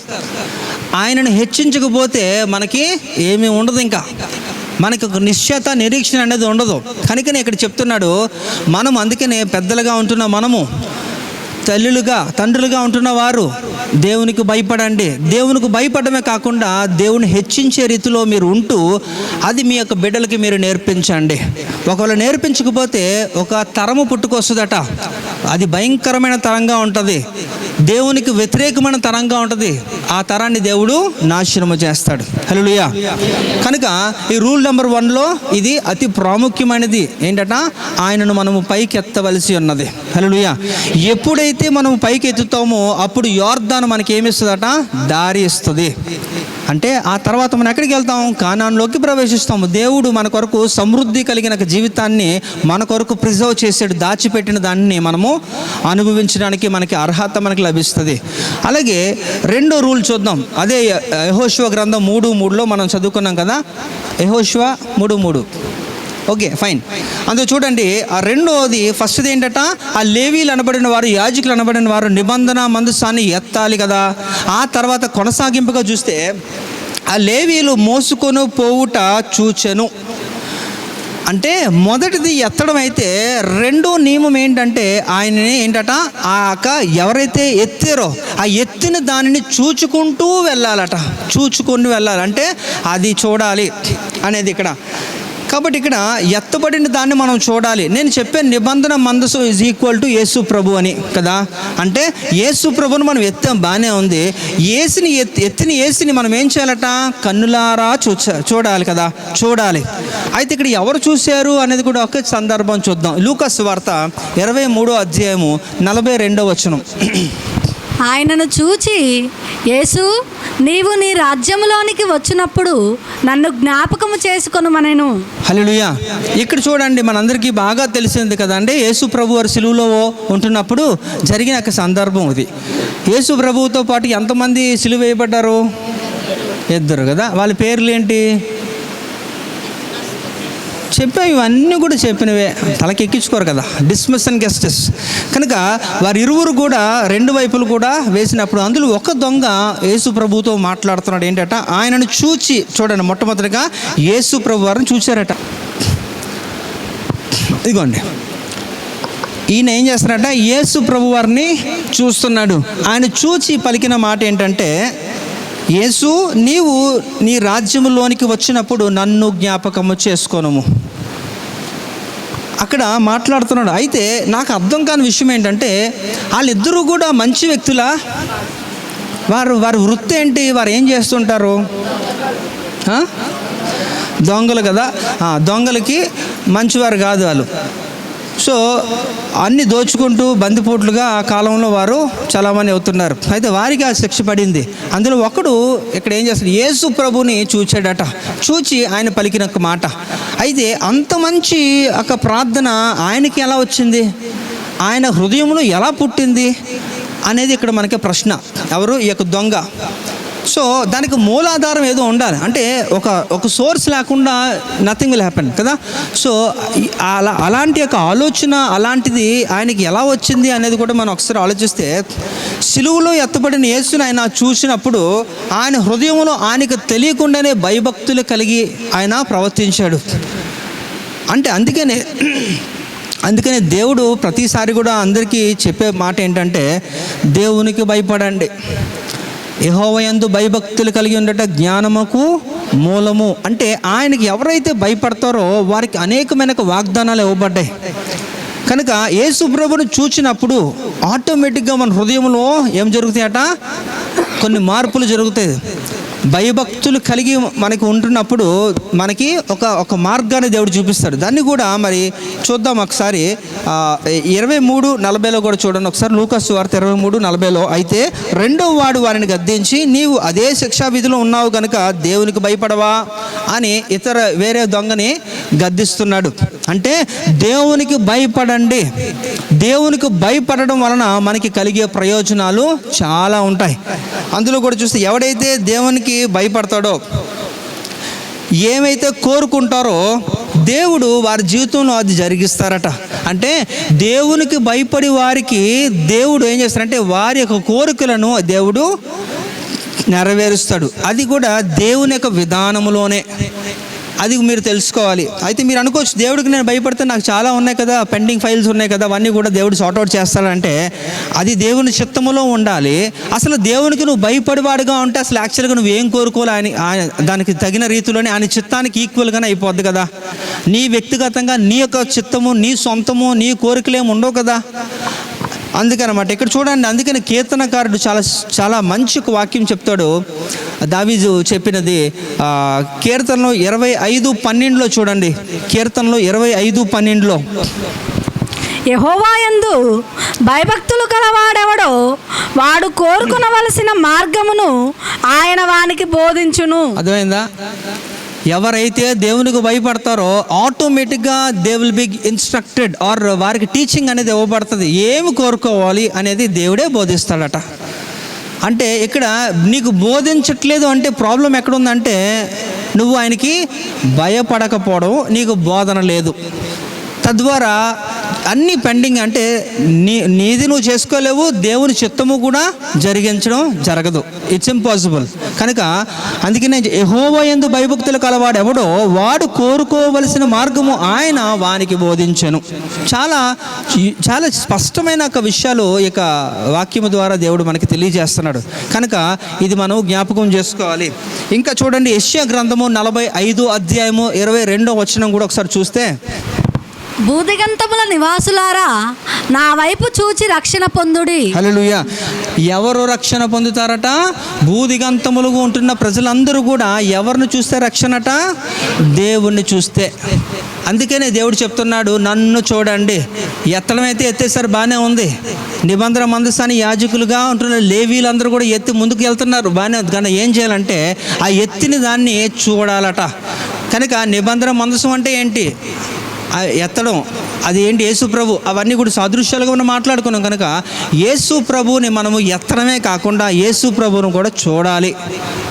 అప్పుడు వారు రక్షించబడతాడు. అందుకనే యోహాను సువార్త 3:14-15 కూడా చక్కటి మాట ఉంటుంది చూడండి. అరణ్యంలో మోషే సర్పంను ఎలాగూ ఎత్తెనో అలాగే విశ్వసించు ప్రతివాడును నశింపక ఆయన ద్వారా నిత్య జీవం పొందినట్లు మనుష్య కుమారుడు ఎత్తబడవలెను. హల్లెలూయా. చూడండి ఎంత చక్కగా చెప్తున్నాడంటే ఇంతకన్నా ఇంకేం రుజువులు కావాలి మీకు? యేసు ప్రభు వారు ప్రేమామయుడు అనడానికి ఇంతకంటే నిదర్శనం ఏం కావాలా కదండి? ఎందుకంటే వారు తప్పు చేశారు, కాదనట్లేదు, సనుగుతున్నారు, గొనుగుతున్నారు, కృతజ్ఞత లేని వారుగా ఉంటున్నారు ఇశ్రాయేల్ ప్రజలు. అయినప్పటికీ కూడా వారిని దేవుడే ఆజ్ఞాపించాడు, ఈ సర్పాలు వచ్చి అక్కడ వాళ్ళందరినీ కూడా కుట్టేసే, వాళ్ళందరినీ కరిచే. చాలామంది చనిపోయారు. ఆ చనిపోతున్నప్పుడు మరలా మోషే అంటున్నాడు, అయ్యా నీకే చెడ్డ పేరు వస్తుంది, వీళ్ళందరూ కూడా చనిపోతే, వీళ్ళందరినీ సంహరిస్తే కనుక వీరిని కనికరించి అంటున్నప్పుడు సరే అని చెప్పి దేవుడు ఏం చెప్పాడంటే మోషేకి ఒకటి చెప్పాడు, ఏంటంటే నువ్వు అర్జెంటుగా ఒక ఇత్తడి సర్పాన్ని చేయించు, ద బ్రాస్ సర్పెంట్ చేసి ఏం చేయాలంటే దాన్ని ఎత్తి పైకి చూపించు, దాన్ని ఎవడైతే నిదానించి చూస్తాడో వారందరూ కూడా రక్షించబడతారు. ఎవరు? కుట్టినవాడు కూడా, అంటే చావు బతుకుల్లో చచ్చిపోతున్నవాడు కూడా ఎత్తడి సర్పాన్ని ఎవడైతే చూస్తాడో వాడందరూ కూడా బ్రతికేస్తారట. ఇందాక మనం చదువుకున్న యెషయా గ్రంథంలో చూస్తే భూదిగంతముల్లో ఉంటున్న వారందరూ కూడా ఆయన వైపు చూస్తేనే రక్షణ కదా. అంటే ఇక్కడ ఆ నిబంధన మందసం యేసు ప్రభు వారు కదా. ఆ నిబంధన మందసాన్ని ఎత్తినప్పుడు, ఆ యేసు ప్రభువును పైకెత్తినప్పుడు మనకి యోర్దాను మనకి దారి ఇచ్చేస్తుంది కదా. అయితే అదే నిబంధన మందసాన్ని ఆ యేసు ప్రభు వారిని మనం చూసినప్పుడు కూడా మనకి రక్షణే కదా. అంటే యేసు ప్రభు వారు రక్షించి దేవుడిగా ఉంటున్నప్పుడు ఖచ్చితంగా నీకున్న అడ్డంకులన్నీ కూడా ఆయన తొలగించి ఆయన మార్గంలో నిన్ను ప్రవేశింపజేస్తాడు కదా. అంటే యూ విల్ రీచ్ ఏంటట, you will cross the Jordan. ఈ యొక్క యోర్దాను నువ్వు దాటి వేసి ఎక్కడికి వెళ్తావు అంటే దేవుడు నీకు నిర్ణయించబడిన ఒక సమృద్ధి కలిగిన జీవితాన్ని, యేసు సన్నిధిని సంపూర్ణంగా మీరు అనుభవించడం కొరకు ఆ కానాన్లోకి మిమ్మల్ని ప్రవేశింపడానికి దేవుడు ఈ యొక్క మాటలు చెప్తాడు. కాబట్టి దిస్ ఈజ్ రూల్ నెంబర్ 2. మొదటి రూల్ ఏంటి? యేసుని ఎత్తాలి కదా. యేసుని ఎత్తే విధంలో మనకి ఎవరు నేర్పిస్తున్నారు? బాప్తిస్మిచ్చు యోహానే. కనుక యేసుని ఎత్తేవారుగా మనం ఉండాలి. ఆయన హెచ్చించవలసింది, నేను తగ్గవలసి ఉన్నది. రెండోది నియమం ఏంటట, ఆయనను చూడాలట. ఆయనను కనులారా మనము చూడాలి. ఎవరైతే ఆయన చూస్తారో వారు రక్షించబడతారు కదా. అది రూల్ నెంబర్ 2. ఇప్పుడు రూల్ నెంబర్ 3 చూస్తే అదే యెహోషువ గ్రంథం 3:3లో మళ్ళా 3:3 చదవమ్మా. మీరు మీ దేవుడైన యెహోవా నిబంధన మందసమును యాజకులైన లేవీయులు మోసుకొని పోవుట చూచినప్పుడు మీరున్న స్థలములో నుండి బయలుదేరి దాని వెంబడి వెళ్ళవలెను. రైట్, చాలమ్మా. ఇక్కడ చూడండి, మొదటిది ఏంటట, ఎత్తాలి కదా, నిబంధన మందసాన్ని మోసుకొని పోతున్నారట. తర్వాత చూడాలంటున్నాడు. మళ్ళీ అది కొనసాగింపుగా మీరున్న స్థలములో నుండి బయలుదేరి దాని వెంబడి వెళ్ళవలెను. ఇది 3వ రూలు. ఏంటట, ఇక్కడ చూద్దాం. ఇక్కడ అంటే to follow the arc of covenant, అంటే ఈ యొక్క నిబంధన మందసాన్ని మనం వెంబడించాలి అని ఇక్కడ దేవుడు చెప్తున్నాడు. నిబంధన మందసాన్ని వెంబడించడం అంటే ఇక్కడ మనకి యోర్దాన్, ఆ యోర్దాన్ నది మనకి దారి ఇచ్చేస్తుంది, కానాన్లోకి మనల్ని తీసుకొని వెళ్తుంది. కనుక మన బోధ ఏంటంటే మీ కొరకు సిలువలో ఎత్తబడిన ఆ యేసుని మీరు నిదానించి చూసి ఆ యేసుని మీరు వెంబడించాలి. అంతే కదా. యేసు ప్రభువును మనం వెంబడిస్తే మనకి కలిగాక అనేక మేలులు. ఆయన వెంబడిస్తే, ఆయన చూస్తేనే రక్షణ కదా. ఆయన ఎత్తితే మనకి లాభం, ఆయన వెంబడిస్తే ఇంకా లాభం. అయితే ఆయన వెంబడించే క్రమంలో మనకి కొన్ని అడ్డంకులు మనకి ఉంటాయి. అవేంటో అవి కూడా మనం చూడాలి. అయితే గుర్తుపెట్టుకోండి, యేసు ప్రభువును వెంబడించాలి అంటే వెంబడించడంలో ఉన్న వేరొక భాగం ఏంటంటే విడిచిపెట్టాలి అనేది. అంటే వెంబడించడం it is not a singular కాదు, ఒక్క సెంటెన్స్ కాదు, అది అసంపూర్ణం అవుతుంది. వెంబడించండి అంటే అసంపూర్ణం అంటారు దాన్ని. ఎందుకంటే వెంబడించడంలో ఒక భాగం ఏంటంటే విడిచిపెట్టవలసి ఉన్నది అనేది. అంటే విడిచిపెట్టినప్పుడు వారు మాత్రమే యేసు ప్రభువును వెంబడించగలరని. అర్థమైందా లేదా? Yes or no? కాబట్టి ఇక్కడ మనం ఏం చేయాలంటే ఇక్కడ మనం విడిచిపెట్టవలసింది ఏదో ఉందట. అది విడిచిపెడితే ఆయన వెంబడించడానికి చాలా సులువట. ఇప్పుడు చూద్దాం. ఇక్కడ ఒక చిన్న ఎగ్జాంపుల్స్ మనం మాట్లాడుకుంటే it will be very easy. Matthew chapter చూడండి, మత్తయి సువార్త 4వ అధ్యాయము 19-20 వచనాలు. ఆయన నా వెంబడి రండి, నేను మిమ్మును మనుషులను పట్టు జాలరులుగా చేతునని వారితో చెప్పెను. వెంటనే వారు తమ వలలు విడిచిపెట్టి ఆయనను వెంబడించిరి. రైట్. ఇక్కడ ఎవరు వెంబడించారు? వాళ్ళు ఎవరు? కాబట్టి వారికి ఇరువురికి కూడా పేతురు, ఆంద్రయ కదండి. వారెవరు? ఇద్దరు కూడా శిష్యులు కదా. వారిని యేసు ప్రభు వారు వచ్చి వెంబడించమంటున్నప్పుడు వారు ఏం చేస్తున్నారంటే వాళ్ళు వలలు బాగు చేసుకుంటున్నారు. ఇక్కడ ఆ బ్యాచ్ ఉన్నారు కదా, మీకు తెలుసు కదా, ఎవరు లేరా, ఉన్నారా? రైట్. కాబట్టి వాళ్ళు ఏం చేస్తారంటే వాళ్ళ యొక్క జీవన ఆధారం, అది జీవనోపాధి కదా, వాళ్ళు అదే ఇంకా పొద్దున్న నుంచి రాత్రి వరకు వాళ్ళు దాని మీద బ్రతుకుతారు కనుక వారు దాన్ని ఏం చేసుకుంటే చాలా జాగ్రత్తగా దాన్ని సేఫ్ చేసుకుంటున్నారు. ఎక్కడన్నా చిరిగేయా, ఎక్కడన్నా ఏమన్నా కుట్టుకోవాలని చూసుకుంటూ వలలన్నీ కూడా బాగు చేసుకుంటున్నారు. ఎవరు ఇక్కడ? పేతురు, ఆంద్రయ్య.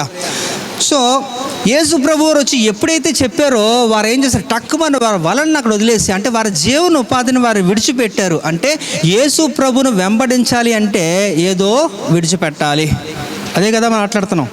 కనుక యేసు ప్రభు వారు వెంబడించడం కొరకు ఏం చేశారంటే వారి యొక్క జీవన ఆధారంగా ఉంటున్న వలలను వాళ్ళు విడిచిపెట్టి యేసు ప్రభుని వెంబడించేశారు. సో ఇంకా చూద్దాం, మత్తయి సువార్త 4వ అధ్యాయము 22వ వచనం. వెంటనే వారు తమ దోనెను తమ తండ్రిని విడిచిపెట్టి ఆయనను వెంబడించిరి.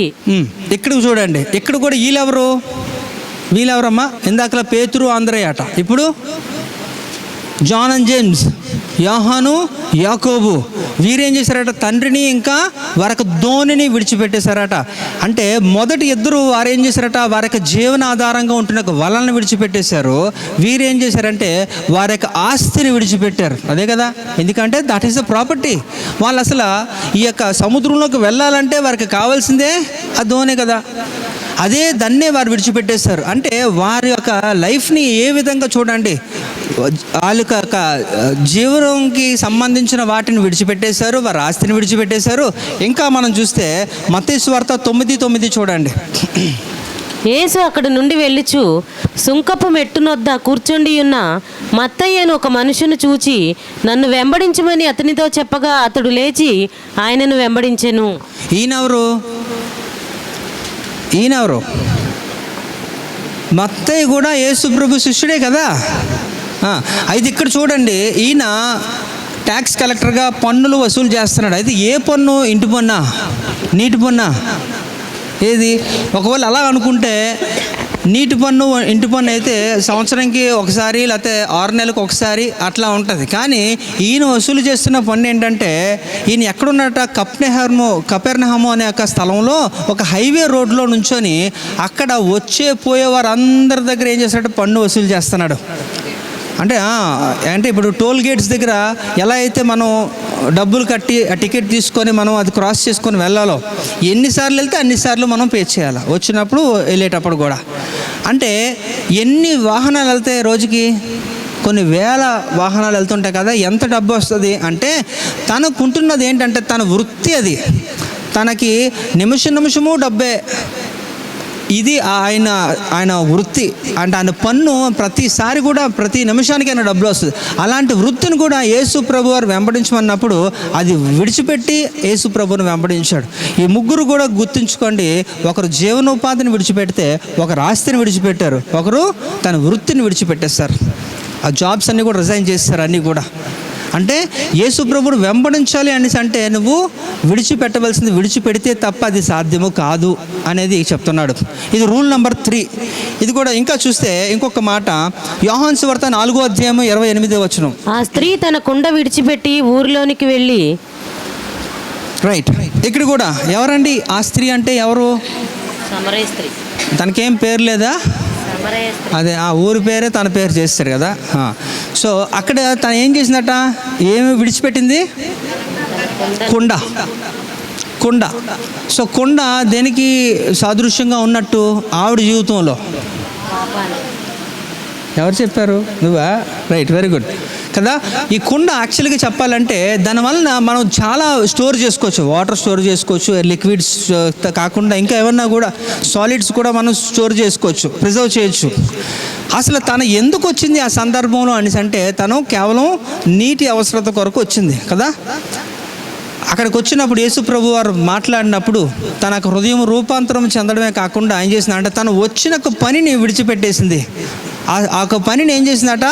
వదిలేసి తను ఏం చేసిందంటే ఊరిలోకి వెళ్ళిపోయింది. యేసు ప్రభు చెప్పిన సువార్త అందరికీ కూడా తెలియజేయాలని చెప్పి వెళ్ళిపోయింది. అంటే ఇప్పుడు ఆ కొండ పాపము కాదు వాస్తవంగా, కానీ తన జీవితంలో పాపం ఎందుకు అయిందంటే ఇక్కడ ఆలోచించండి. యేసు ప్రభు వారు చెప్పారు, ఇప్పుడు ఉంటున్న వ్యక్తి కూడా నీ భర్త కాదు కదా. ఎంతమంది భర్తలంట ఆవిడకి?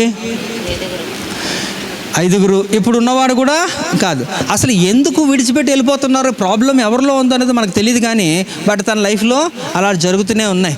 అందుకు ఏం చేశారంటే యేసుప్రభు వారు చెప్పినప్పుడు తను మారిపోయింది, ఒక్కసారిగా మారిపోయింది. ఒకవేళ కానీ తన కుండ నిండా నీళ్లు పట్టుకొని తిరిగి ఇంటికి వెళ్ళింది అనుకోండి, ఎన్నటికీ కూడా తనకి రక్షణ రాదు. అంటే తను విడిచిపెట్టవలసింది విడిచిపెడితే తప్ప తనకి రక్షణ లేదు. తన పాపము నుంచి తను బయటికి రాలేకపోయింది.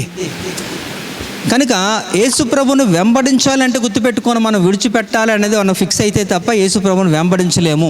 1 దశలోనికే పత్రిక 1:9 కూడా మనం చూద్దాం.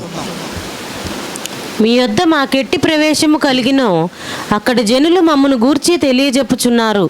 మరియు మీరు విగ్రహములను విడిచిపెట్టి జీవము గలవాడును సత్యవంతుడునకు దేవునికి దాసులగుటకును. రైట్, ఇక్కడ కూడా చూడండి, దశలోనిక పత్రికలో అపోస్తలుడు పౌలు గారు చెప్తున్నారు, మీరేం చేయాలట, మీరు విగ్రహములను విడిచిపెట్టాలంటున్నాడు. అక్కడ విగ్రహములు అంటే ఇక్కడ మీరు అనుకోవచ్చు, అవన్నీ వదిలేసి వచ్చాం కదండి, ఎప్పుడు ఎంతో కాలం అయిపోయింది, మళ్ళీ మీరు విగ్రహాలు అంటారంటే ఇప్పుడు ఈ దేవతల విగ్రహాలు కాదు, దేవుని కంటే ఎక్కువగా ఏదైతే మీరు ప్రేమిస్తున్నారో, ఎక్కువ వాటికి చోటిస్తున్నారో అది విగ్రహంగానే దేవుడు పరిగణిస్తున్నాడు. కాబట్టి వాటిని విడిచిపెట్టండి అంటున్నాడు. సంఘము కంటే, దేవుని కంటే, సేవకుని కంటే ఏవి ఎక్కువగా మీరు ఎంచుకున్నా అవన్నీ విగ్రహాలుగానే దేవుడు పరిగణిస్తాడు. కాబట్టి వాటిని విడిచిపెడితే తప్ప నువ్వు ఆయన వెంబడించలేవు అనేది దేవుడు యొక్క స్పష్టత ఇస్తున్నాడు. అయితే విడిచిపెట్టమంటాడు, కానీ ఇప్పుడు ఈ క్లారిటీ తీసుకోవాలి కదా, మనము ఏం విడిచిపెట్టాలి, అసలు దేవుడు ఏం చేశారు అనేది కూడా చూడండి. పేతురు రాసిన పత్రిక 1 పత్రిక 2:21 చూస్తే, ఇందుకు మీరు పిలువబడితిరి, క్రీస్తు కూడా మీ కొరకు బాధపడి మీరు తన అడుగుజాడల యందు నడుచుకున్నట్లు మీకు మాదిరి ఇంచిపోయెను. అంటే యేసు ప్రభు వారు ఈ లోకానికి వచ్చినప్పుడు ఆయన ఊరికినే వచ్చి వెళ్ళిపోలేదు. మనకేం చేశారు, ఆయన అడుగుజాడల్లో మనం నడవాలని ఏదో మాదిరి వదిలేసేలేట. ఆ మాదిరి ఏంటో మనం తెలుసుకుంటే అప్పుడు మనము ఆయన అడుగుజాడలో మనం అనుసరించడానికి అవకాశం ఉంటుంది. అది కూడా పేతురు చెప్తున్నాడు. చూడండి 1 పేతురు 2:23. ఆయన దూషింపబడి బదులు దూషింపలేదు, ఆయన శ్రమ పెట్టబడి బెదిరింపక న్యాయముగా తీర్పు తీర్చు దేవునికి తను తాను అప్పగించుకొనెను. ఇది మనకు తెలుసు కదా. యేసు ప్రభు వారు ఈ లోకానికి వచ్చిన తర్వాత ఆయన సృష్టికర్త యొక్క బ్రహ్మాండములను సృష్టించిన ఒక గొప్ప వ్యక్తిగా ఆయన మనకి కనిపిస్తున్నాడు. అలాంటి వ్యక్తి కూడా ఆయన మన కొరకు, నేను మీకు ఐ థింక్ లాస్ట్ ఈ మంత్లోనే హోలీ కమ్యూనియన్ గురించి ఒక సిరీస్ చేశాను, మీకు గుర్తుందా? ఒక 3 months నుంచి నేను చెప్తున్నాను. లాస్ట్ ఫస్ట్ సాటర్డే కొన్ని విషయాలు మీకు చెప్పాను, గుర్తుందా? మరణాన్ని ప్రచురం చేయడంలో ఎన్ని భాగాలు ఉన్నాయి, ఏమేమి జరుగుతుంది, మనకి కలిగిన లాభాలు ఏంటి, వాగ్దానాలు ఏంటి, ఇంకా అంటే ఇవన్నీ లింక్ అనమాట. ఈజీగా ఉంటుంది, మీరు కానీ జ్ఞాపకం చేసుకోగలిగితే టక్కుమని మీరు చెప్పగలుగుతారు. రైట్, కాబట్టి ఇక్కడ మనం అర్థం చేసుకోవాల్సింది ఏంటంటే, ఇక్కడ ఆయన మన కొరకు ఎంతగా నలగొట్టబడ్డాడు, ఎంతగా శిక్షించబడ్డాడు, అవమానించబడ్డాడు, ఇవన్నీ కూడా ఏంటంటే ఆయన మనకి ఏం చేశారంటే మనకి నేర్పిస్తున్నాడు. యెషయా గ్రంథం 53 మొత్తం కూడా చదువుకుంటే ఆయన సమర్థుడైనప్పటికీ కూడా ఆయన ఏమీ కూడా చేయలేదు. ఎందుకంటే అది మనము అనుసరించాలి కనుక. ఆయన విడిచి వెళ్ళిన అడుగుజాడలు ఏంటంటే ఇవి కనుక మనం ఏం చేయాలంటే అవన్నీ కూడా మనం ఫాలో అవ్వాలి ఈ లోకంలో ఉన్నంత వరకు కూడా. కనుక ఆయన వెంబడించాలి అనేది ఒక 3వ నిబంధన. మొదటిది ఆయన హెచ్చించాలి, యేసుని పైకి ఎత్తాలి. 2 ఆయన చూడాలి. 3 ఆయన వెంబడించాలి. మరి రూల్ నెంబర్ 4 కూడా మనం చూద్దాం. ఈ యొక్క యెహోషువ గ్రంథం 3:4. మీకును దానికిని దాదాపు 2000 కోల మూరల ఎడముండవలెను. మీరు వెళ్ళు త్రోవ మీరింతకు ముందుగా వెళ్ళినది కాదు, మీరు దానిని గుర్తుపట్టవలెను గనుక ఆ మందసమునకు సమీపముగా మీరు నడవరాదు. రైట్, ఇక్కడ మీరు గమనిస్తే ఇక్కడ కూడా చాలా క్లారిటీ ఇస్తున్నాడు యెహోషువ, మనకి చెప్తున్నాడు. చూడండి, మీకును దానికిని ఏంటి, మీకు దానికి అంటే ఏంటి, దేనికి, మందసానికి మనకి అంటే యేసు ప్రభువుకి మనకి. కంటిన్యూ. మీకును దానికిని దాదాపు 2000 కోల మూరల ఎడముండవలెను. మీరు వెళ్ళు త్రోవ మీరు ఇంతకు ముందుగా వెళ్ళినది కాదు, మీరు దానిని గుర్తుపట్టవలెను గనుక ఆ మందసమునకు సమీపముగా మీరు నడవరాదు. రైట్, ఎందుకంటే ఎంత క్లారిటీ చెప్తున్నానంటే యేసు ప్రభు వారు నిబంధన మందసం అంటున్నప్పుడు యేసు ప్రభు వారు ఈ లోకానికి వచ్చినప్పుడు యేసు ప్రభు వారు మనకి చెప్పిన కొన్ని ఏంటంటే ఫర్దర్గా కూడా you should maintain a distance, అంటే నీకు నాకు కూడా కొంచెం మధ్యన దూరము మెయింటైన్ చేయండి. ఎందుకో చెప్తాను అది కూడా. ఎందుకంటే ఒకవేళ ఎవరైతే మెయింటైన్ చేయలేదో, ఈ నిబంధన మందసం ఒకసారి తీసుకొని వస్తున్నప్పుడు అది ఎడ్లు జారి పడిపోయినప్పుడు, ఆ నిబంధన మనసు జారుతున్నప్పుడు ఒక రాజు వచ్చి దాన్ని పట్టుకున్నప్పుడు అక్కడే బూడిదే చచ్చాడు. ఎందుకంటే దేవుని సన్నిధి అతి పరిశుద్ధమైనది కనుక. నేను పరలోకం నుండి దిగి వచ్చిన మన్నాని జీవాహారం నేనే అనేసి నేను చెప్పినప్పటికీ కూడా ఓకే మనోడే కదా యేసుప్రభు అని చెప్పి చేతులు వేసేద్దాం అనుకుంటే అది మీరు నష్టపోతారు, మీరు చచ్చిపోతారు. కనుక you should maintain a distance. ఎందుకంటే నేను పరిశుద్ధుడిని కనుక నేను నిన్ను ప్రేమిస్తున్నాను, అందులో నో డౌట్స్. కానీ నీలో ఉంటున్న ఒక పాపాన్ని నేను ప్రేమించట్లేదు. కాబట్టి until you cleanse your self, until you cleanse అంటే నిన్ను నువ్వు పరిశుద్ధపరుచుకునే అంతవరకు కూడా you should maintain a distance. అందుకే నేను దేవుడు ఏం చెప్తానంటే ఆ నిబంధన మందసానికి మనకి కూడా దాదాపుగానే ఒక కొలతలు ఇస్తున్నాడు అక్కడ.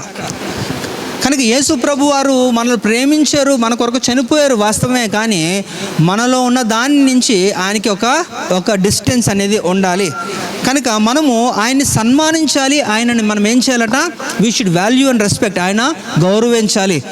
యేసు ప్రభు వారిని చులకనగా మాట్లాడడం, లేకపోతే కొంతమంది ఫంక్షన్స్కి వెళ్తున్నప్పుడు చాలా ఎంత బ్యూటిఫుల్గా ఉంటారంటే చాలా చక్కగా తయారవుతారు. కానీ చర్చికి వచ్చినప్పుడు మాత్రం పిచ్చోళ్ళ కన్నా ఇంకా ఘోరంగా ఉంటారు కొంతమంది. అందరినీ కాదులేండి.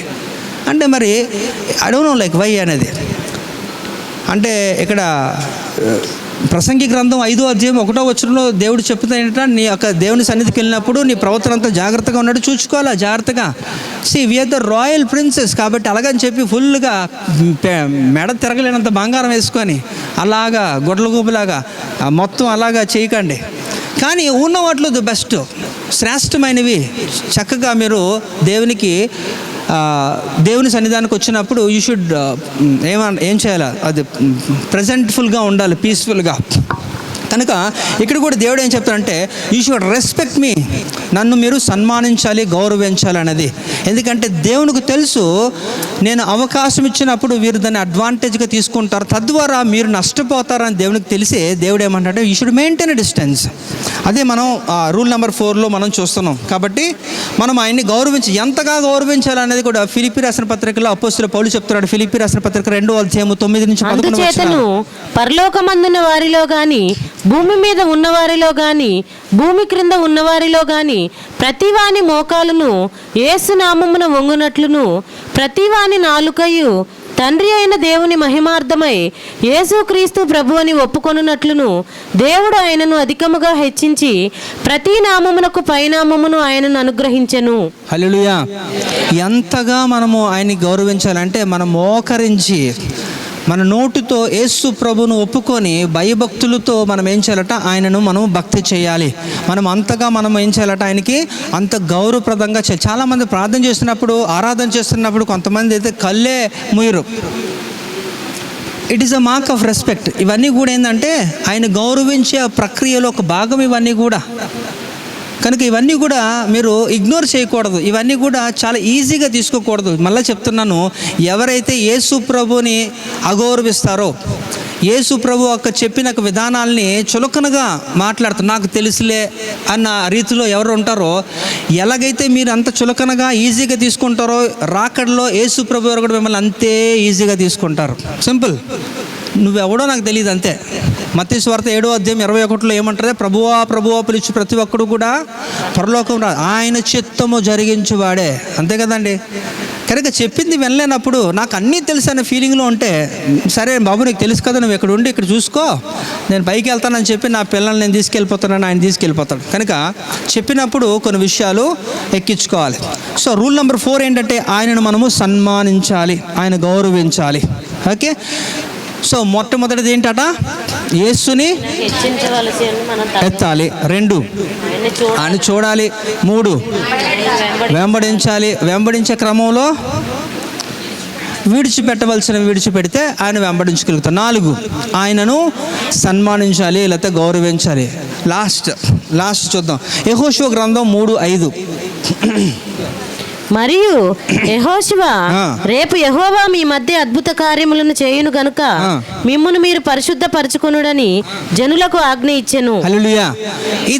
ఇది ఆఖరి నియమము, ఇది లాస్ట్ రూల్ ఏంటట, రేపు మనం ఏం చేయాలంటే రేపుడు దినాన్న దేవుడు మీ మధ్యలో ఒక అద్భుత కార్యము చెయ్యాలి అంటే మిమ్మల్ని మీరు పరిశుద్ధపరచుకోండి అంటున్నాడు. అంటే ఎవరైతే రూల్ 1, 2, 3, 4 ఇవన్నీ కూడా పాటిస్తారో లాస్ట్ రూల్ అప్లికేబుల్ అవుతుంది. వారు చేసుకున్నప్పుడట ఆటోమేటిక్గా అది ఎంత ఉధృతంగా ప్రవహించినప్పటికీ కూడా ఆ యోర్దాను మీకు ఏం చేస్తుందంటే దారి ఇచ్చేస్తుందట, ఆ పరమ కానాన్లోకి మనం వెళ్ళిపోతాం. సో చాలా సింపుల్ ఏంటంటే రేపుడు దినాన్ని కొరకు ఏం చేయాలట, మిమ్మల్ని మీరు పరిశుద్ధపరచుకోండి, ఎందుకంటే దేవుడు అంటున్నాడు మీ మధ్య నేను ఒక అద్భుతాన్ని చేస్తాను. హల్లెలూయా. ఆ అద్భుతం ఇస్ నథింగ్ బట్ ఏంటంటే you will be in heaven, అంతే సింపుల్. నిన్ను పరలోకానికి చేర్చడానికి, ఆ కానాన్లోకి చేర్చడానికి దేవుడు అనుకూలక మార్గాన్ని చూపిస్తాడు అనేది. అయితే బాగానే ఉంది చెప్పేయడం, ఏమని మిమ్మల్ని మీరు పరిశుద్ధపరచుకోండి అన్నారు, కానీ ఎలా పరిశుద్ధపరచుకోవాలి అది కూడా మనం ఒక్కసారి డీల్ చేస్తే విల్ ఫినిష్ ద రూల్స్. మొట్టమొదటిది ఏంటంటే మనకి అపోస్తలుడు పౌలు గారు చెప్పాలి.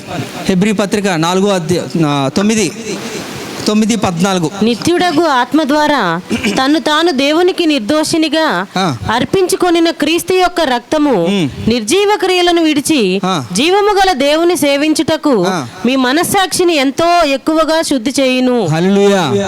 ఇక్కడ చూడండి, ఇక్కడ అపోస్తలుడు పౌలు గారు చెప్తున్నారు, మీరు ఎలా శుద్ధీకరించబడతారంటే నిర్జీవమైన క్రియలు, జీవము లేని క్రియలు, అది ఆటంకంగా ఉంటున్న విషయాలన్నింటినీ కూడా యేసు రక్తము ద్వారా ఏమవుతుందట, ఆ క్రియలు మనల్ని విడిచిపెట్టినప్పుడు ఏమవుతుందంటే దేవుని సేవించుటకు మన మనస్సాక్షి అనేది ఏదైతే ఉందో అది ఎక్కువగా శుద్ధి చేయబడుతుందట. అంటే యూ విల్ బి క్లెన్స్డ్, అంటే మీరు శుద్ధీకరించబడతారు, మీరు పరిశుద్ధపరచబడతారు. అంటే ఇక్కడ ఏంటట, దేవుని యొక్క రక్తము ద్వారా మనము శుద్ధీకరించబడతామని తెలియజేస్తున్నాడు. అలాగే ఎఫెసీ రాసిన పత్రిక 5వ అధ్యాయము 25 నుంచి 27 వచనాలు. పురుషులారా మీరును మీ భార్యలను ప్రేమించుడి, అటువలే క్రీస్తు కూడా సంఘమును ప్రేమించి అది కళంకమైనను ముడత అయినను అట్టిది మరి ఏదైనను లేక పరిశుద్ధమైనది గాను నిర్దోషమైనది గాను మహిమగల సంఘముగాను ఆయన తన ఎదుట దానిని నిలవబెట్టకొనవలనని వాక్యముతో ఉదక స్నానము చేత దానిని పవిత్రపరచి పరిశుద్ధపరచుటకై దాని కొరకు తన్ను తాను అప్పగించుకొనెను. హల్లెలూయా. ఇక్కడ సాధారణంగా ఈ యొక్క రెఫరెన్స్ మనం మాట్లాడుకుంటే ఇది పెళ్లికి సంబంధించింది కదండి అన్నట్టు. పెళ్ళిలో ఈ యొక్క ప్రాముఖ్యంగా 3 చదివిన దాంట్లో ఇది కూడా ఉంటుంది కాబట్టి దానికే పరిమితం అనుకుంటారు, కానీ అది అందులో ఉంటున్నాక ఆ సారాంశం గుర్తించట్లేదు. అందులో ఉంటున్నది ఏంటంటే వాక్యముతో ఏంటట, ఉదక స్నానము జలస్నానము చేసినప్పుడు అంటే వాక్యముతో మీరు స్నానము చేసినప్పుడట మీరు శుద్ధీకరించబడతారు. మొదటిది యేసు రక్తము మనల్ని పవిత్రపరిచి శుద్ధీకరిస్తే తర్వాత యేసు ఆయన వాక్యము శుద్ధీకరిస్తుంది. మరి చివరిగా చూద్దాం ఒక మాట, 2వ దశలోనిక పత్రిక 2వ అధ్యాయము 13వ వచనం. ప్రభు వలన ప్రేమింపబడిన సహోదరులారా, ఆత్మ మిమ్మును పరిశుద్ధపరచుట వలనను మీరు సత్యమును నమ్ముట వలనను రక్షణ పొందుటకు దేవుడు ఆది నుండి మిమ్మును ఏర్పరచుకొనెను గనుక మేము మిమ్మును బట్టి ఎల్లప్పుడూ దేవునికి కృతజ్ఞతాస్తుతులు చెల్లింపబద్దులమై ఉన్నాము. కదా, ప్రభు వలన ప్రేమింపబడిన సహోదరుల ఆత్మ మిమ్మును పరిశుద్ధపరచుట వలన, అంటే పరిశుద్ధాత్మ కూడా మనల్ని ఏం చేస్తాడ, పరిశుద్ధపరుస్తుంది. అంటే ఇక్కడ పరిశుద్ధపరిచే యొక్క క్రమాలు ఏంటంటే మొదటిది యేసు రక్తం అయితే, రెండోది ఆయన వాక్యము, మూడోది ఆయన ఆత్మ. అంటే ఈ 3 ప్రక్రియల ద్వారా కూడా ఒక వ్యక్తి పరిశుద్ధపరచబడతాడు. ఎప్పుడైతే ఇలా పరిశుద్ధపరచబడతారో వారి మధ్యలో దేవుడు ఒక అద్భుతాన్ని చేస్తాడు. హల్లెలూయా. ఆ అద్భుతం ఏంటంటే ఈ యొక్క రూల్ నెంబర్ 5లో ఏంటంటే మిమ్మల్ని మీరు పరిశుద్ధపరచుకోండి, రేపుడు దినాన్న ప్రభు వారు మీ మధ్యలో అద్భుతము చేస్తారు అని యెహోషువ చెప్పాడు. కాబట్టి ఈ 5 రూలులు ఎవరైతే పాటిస్తారో వారిని ఏం చేస్తారంటే ఈ యోర్దానును దాటి ఈజీగా మనం ఎక్కడికి వెళ్తామట, కానాన్లోకి వెళ్ళిపోతాం. కానాన్ అనేది సమృద్ధికరమైన ఒక జీవితము, ప్రభు వారి సన్నిధి ఉంటుంది, ఇంకా యుగయుగాలు కూడా ఆయనతో పాటు ఉండడానికి అలాంటి యొక్క సంతోషకరమైన ఒక జీవితము. కనుక రూల్ నెంబర్ 1 ఏంటట, యేసు ప్రభువును మనము పైకి ఎత్తాలి. రెండోది ఆయనను చూడాలి. మూడోది వెంబడించాలి, అంటే విడిచిపెట్టాలి అనేది కూడా ఒకటి మైండ్లో పెట్టుకొని, నాలుగోది ఏంటంటే ఆయనను గౌరవించాలి, సన్మానించాలి. 5 ఇది చివరగా చూస్తే మనల్ని మనము పరిశుద్ధపరచుకోవాలి. ఎలా పరిశుద్ధపరచుకోవాలంటే కూడా ఈ యొక్క 3 విధానాలు, యేసు రక్తము ద్వారా, ఆయన వాక్యము ద్వారా, అలాగే ఆత్మ ద్వారా, పరిశుద్ధాత్మను పొందుకుంటున్నప్పుడు కూడా దేవుడు మనలను శుద్ధీకరిస్తాడు. హల్లెలూయా. కనుక ఈ యొక్క 5 నియమాలు ఎవరైతే పాటిస్తారో యోర్దానుని దాటి ఆటోమేటిక్గా ఆ యోర్దానే మనకి ఏం చేస్తుంది అంటే దారి ఇచ్చేస్తుంది. ఆ దారిలోంచి మనం ఈజీగా దేవుడు చూపించిన వాగ్దాన స్థలంలోకి సంపూర్ణులుగా మనం వెళ్ళిపోతాము. హల్లెలూయా. కనుక మనకి నిబంధన లేదు కదండి, మనకి అది లేదు కదా, ఇది లేదు కదా అంటే అవేంటో అనేది మనం ముందు మాట్లాడుకున్నాం. కనుక ఇవన్నీ కూడా యేసు ప్రభుకి సాదృశ్యాలుగా ఉంటున్నాయి. కనుక ఆ యేసుని కానీ మనం చేయవలసింది మనం చేస్తే సంపూర్ణంగా మన భక్తి జీవితానికి ఒక సార్థకత దేవుడు ఇస్తాడు. అది ఒక నిశ్చయత రూపంలో, ఒక నిరీక్షణతో మనము పరమ కానాన్ అనే పరలోకానికి వెళ్ళడానికి సంపూర్ణ అర్హత మనం సంపాదించుకుంటాం. కాబట్టి you have to follow this 5 rules. ఖచ్చితంగా ఈ యొక్క 5 నియమాలు పాటించాలి. హల్లెలూయా.